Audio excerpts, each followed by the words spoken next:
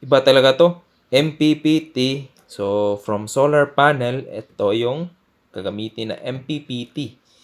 Tapos, meron siyang limitation na 150 volts DC input. So, kung meron kang solar panel na tag 600 watts tapos 50 volts yung isa, so tatlong series lang na panel. Or pwede mong mag-parallel, malaki yung current.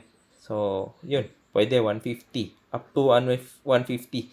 Tapos, 3 volt na battery pa yung pwede niyang tanggapin. 12 volts, 24, tsaka 48. So, napaka-flexible ng MPPT na to. Yan. Solid build. And ano na rin siya? Metal case. So, dito, yun, 12 volts, 24, 48. 60 amperes yung ano dito sa MPPT na to.